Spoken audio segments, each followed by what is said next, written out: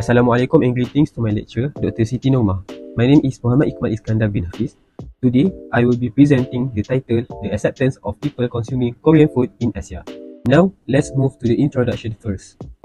Every culture in the world must have their own particular food to make people recognize what type of region they are. For example, Korean cuisine that has a nutritious quality food. In Asia, people are familiar and enjoy trying cuisines such as bibimbap, kimchi, and ramyeon that has a several level of spiciness. Korean cuisine is being popular due to many aspects such as Korean drama and K-pop. In Korea, they are probably famous for many factors such as food, makeup, skincare, and songs, where many people including ASEAN countries will love to encourage themselves into these elements. Every type of food must be related with halal status no matter which country. Muslims emphasize cleanliness and the way food is served, especially when Muslims want to try Korean food. The use of alcohol in food and beverages is one of the subjects most directly connected with Korean cuisine. Since people nowadays love and enjoy Korean cuisine, there are some group of people are not interested to be involved. In this case, not all ASEAN have an interest in adapting new culture, especially for the baby boomers generation. They are already comfortable with their own culture and there is a boundaries and hard from them to accept other culture. Let's move to the research objective and research question. The first research objective is to investigate the relationship between exposure to Korean culture and consumer experience. The second research objective is to determine the relationship between halal issue and consumer experience. While for research question, the first research question is there any significant relationship between Korean culture and consumer experience? The second research question is there any significant relationship between halal issue of Korean food and consumer experience? Now, let's move to the literature review. Almost every country in the world experiences the Korean wave, and it is one of the experiences that makes the consumer have the intention to purchase more Korean food. Likewise to the other ASEAN nations like Thailand, Indonesia, Taiwan, and Malaysia's lifestyle is being influenced by the Korean wave. This is according to the Cho 2010. Now, let's move to the exposure to Korean culture. Other than Korean food, K-dramas and K-pop greatly affect customer behavior.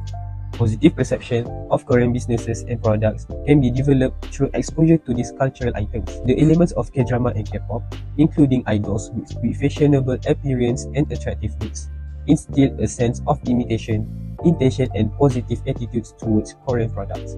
This is according to Palasendaram 2023.